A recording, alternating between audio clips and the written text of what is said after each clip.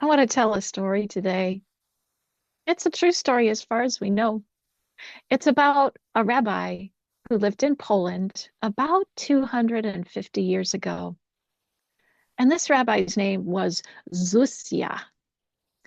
Zusia was famous for being a wise and joyful person who tried to see the best in everyone. And people loved him.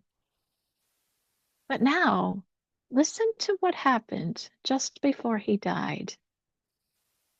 Rabbi Zusia said, in the coming world, that is the world he believed he would go to after he died, in the coming world, he said, they will not ask me, why were you not Moses?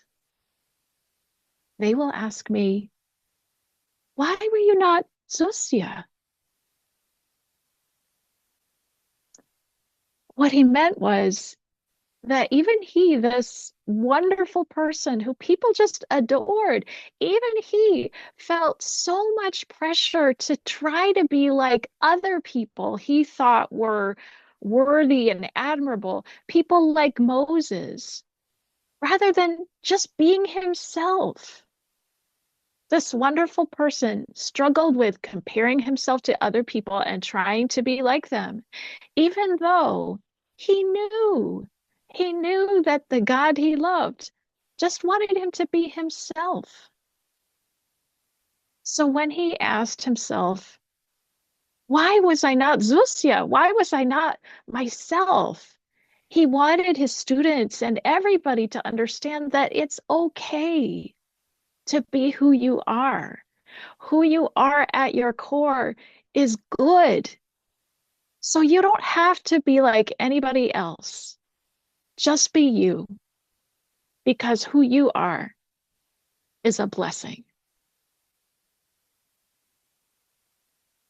That's our story for today. And now we're going to dig into that theme a little bit more. Laura Lou, in just a moment, is going to be offering a reading by a major figure in the Christian tradition, Paul, who is sometimes called the Apostle Paul or Saint Paul. At any rate, he is the famous Christian convert who wrote a lot of what we call the New Testament or the Christian scriptures. And I know, believe me, I know that a lot of us here have some issues with Paul. He said and taught a number of things that do not fit very well with our progressive values. So I'm inviting us to listen to him, not because he always got it right. He definitely didn't. However, he also had some really great insights into how congregations worked. And today, the reading that we'll hear is part of a letter that he wrote to a congregation he served in Greece in the town of Corinth. And so if you've heard of the book of First Corinthians, it was basically a letter that he wrote to this congregation. He too was a remote minister. And what we will hear is part of that rather long letter. It seems that in this congregation in Corinth, some people were claiming to be more important or better than other people. So, in the reading that we're going to hear, the excerpts from this letter, Paul said, everybody is important. Everybody has different gifts, and the community needs everybody. So, my fellow Laura, thank you for reading. We're going to hear this in the translation called The Message. Your body has many parts, limbs, organs, cells. Okay. But no matter how many parts you can name, you're still one body. A body isn't just a single part blown up into something huge. It's all the different, but similar parts arranged and functioning together. If foot said, I'm not elegant like hand, embellished with rings, I guess I don't belong to this body, would that make it so? If ear said, I'm not beautiful like eye, transparent and expressive, I don't deserve a place on this head, would you want to remove it from the body? If the body was all eye, how could it hear? If all ear, how could it smell? The way God designed our bodies, is a model for understanding our lives together as a congregation. Every part dependent on every other part.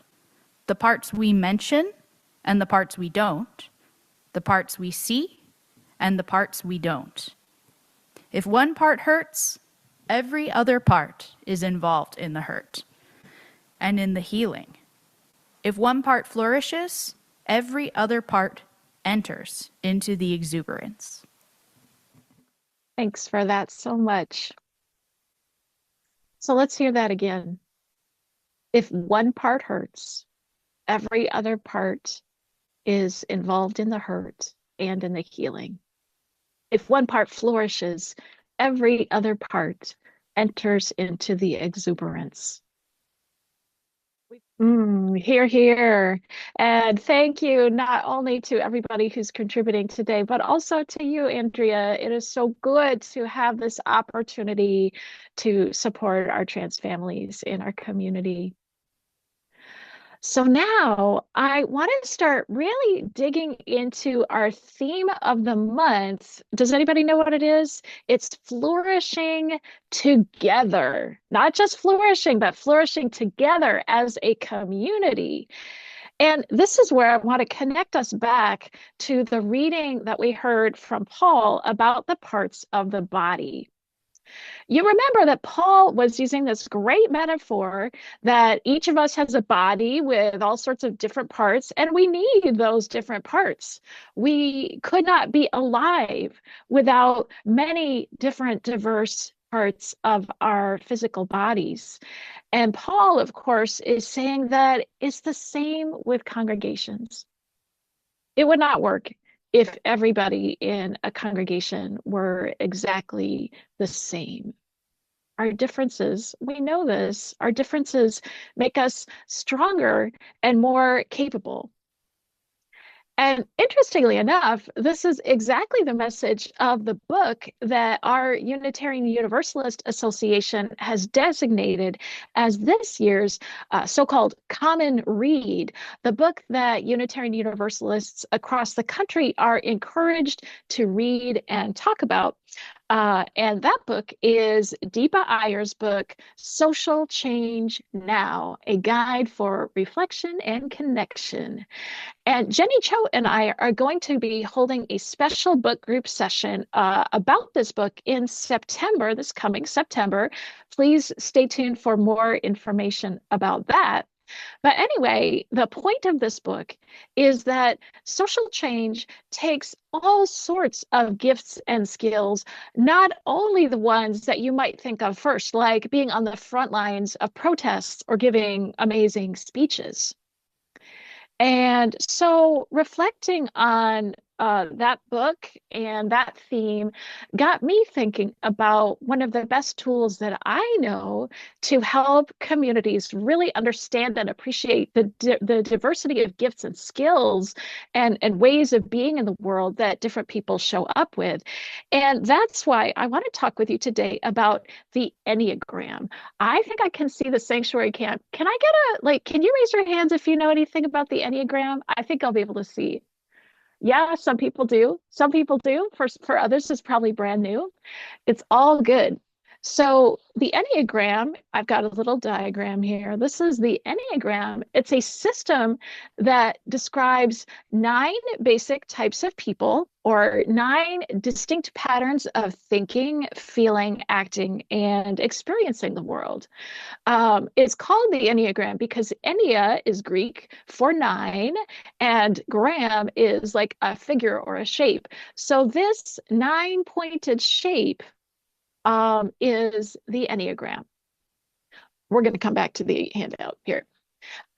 This system of reflecting on human difference applies to people across every culture we know around the world, although the different types can present very differently depending on their cultural background.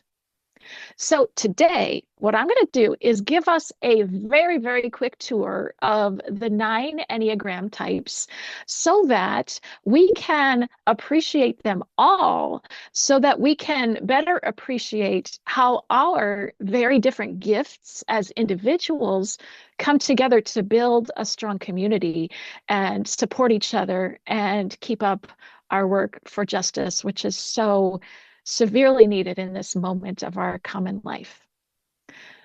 So here we go. The theory is that each person, every one of us, leads with one of these 9 types based partly on our innate personality and also on our experiences growing up. Your type, according to this theory, is not something that you can choose. And also, you cannot change your type over a lifetime. So although you can certainly learn to work with it and grow in some sense beyond it, with the goal of being able to lean into the gifts of your type and also bring some healing to the parts that are challenging. So I'm going to do this lightning fast tour of these 9 types. So let's start with type 1, often called the reformer or the perfectionist. The basic belief of ones is that the world needs fixing and they are the ones to fix it. Ones like to see themselves as very responsible, like the adult in the room. And ones also tend to carry a lot of resentment toward other people who maybe aren't working so hard to improve the world. I will confess, for a long time I thought I was a 1. Turns out I'm not, but I can relate. On a spiritual level, the Enneagram suggests that each type emerges out of a sort of original wounding or a false idea about the world. And so the false idea of our type 1s, which lead them to want to improve and correct the world around them, is actually that there's something fundamentally wrong with them, with themselves. And so the spiritual journey of the 1 is toward recognizing their own deep goodness and wholeness, just as they are. That's just a little bit about type 1 today. So now we're going to move to type 2, often called the helper or the giver. Oops, here's our type 2. And type 2, these are folks who love to focus on other people's needs. They love to help others. They are caring people, deeply empathetic, really nice to be around. But the flip side can be that they ignore their own needs, or they try to get their needs met by creating dependency in other people. For example, I have a friend who's a 2. She once made a batch of muffins and offered one to me. At that time in the day, I was not hungry. And so I said, no, thank you. But she was really hurt that I did not want a muffin. It was a big deal for her that I did not want a muffin, but we are still friends. We got through it. The deep spiritual fear of 2s is that they are secretly worthless. So they have to prove their worth over and over again through giving. And their spiritual journey towards greater wholeness is about coming to believe that they truly are loved for themselves, not just because of what they give or how much other people need them. That's our 2s. If that's you, we love you. We do. And then we come to our type 3. Type 3 is often called the achiever or the performer. So 3s tend to believe the world is a competitive place and the goal is to win and be successful. Accomplishments, accomplishments.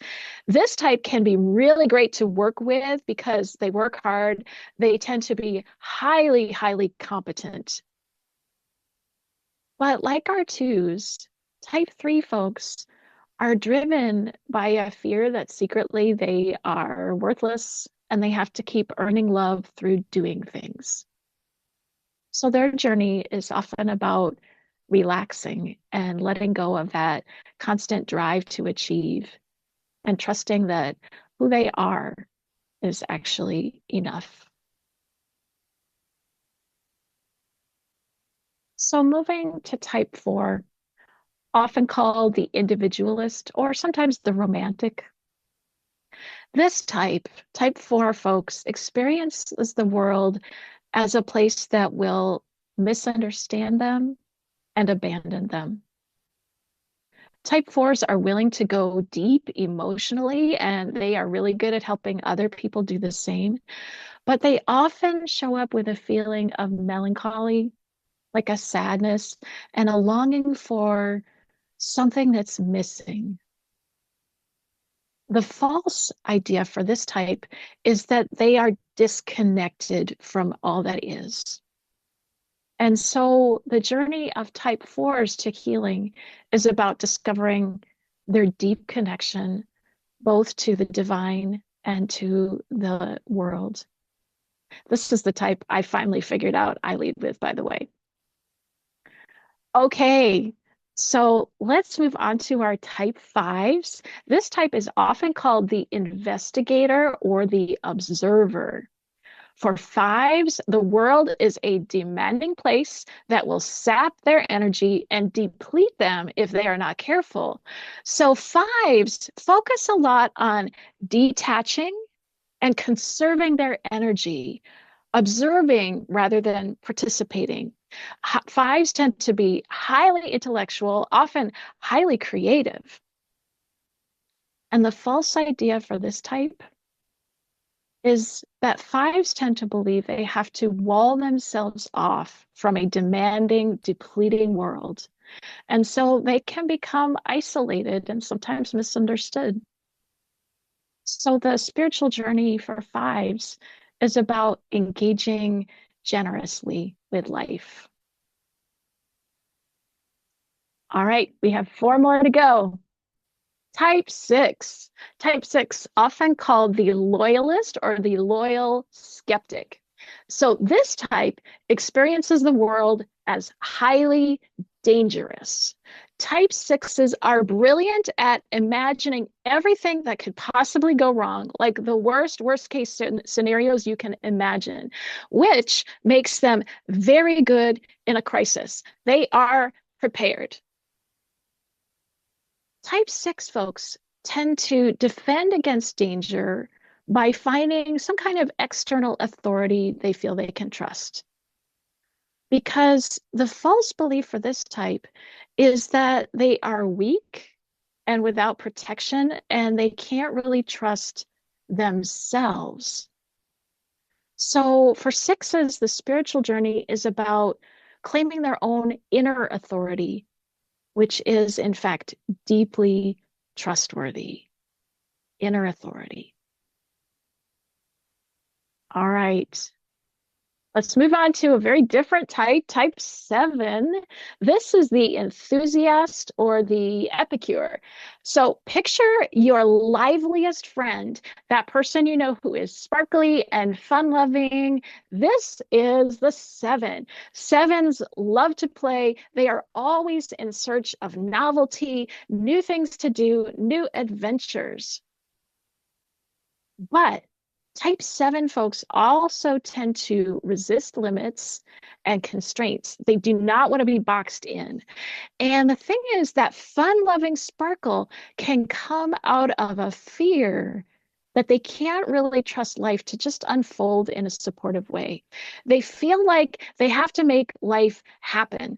And so they stay on the go, moving forward at all times, and they find it hard to just be. So the journey of type 7 is about trusting the world and their own spirit to unfold without so much effort on their part. That's our 7s. Okay, 2 more. Y'all are great. Okay, type 8. Type 8, the challenger, or sometimes called the protector. Type 8s are larger than life. They are quick to anger. They are ready to defend anybody who needs defending. They tend to believe the world is a battlefield where the weak will get crushed, but they, the 8s, are strong and effective and protective, and they are ready for a fight. That said, 8s often have a very tender heart, but they shield it really well. They don't feel great about expressing vulnerability. The inner experience or the flawed idea of 8s is that somehow they've been cut off from the universe, from all that is, and it must be someone's fault, and they want that someone to pay. So the spiritual journey of the 8 is toward a greater open-heartedness and vulnerability that can give them the connection that they very much seek. All right, last on our Enneagram, we come to type 9, the peacemaker, or sometimes called the mediator. Our type 9s tend to focus on other people's wants and kind of lose touch with their own wants.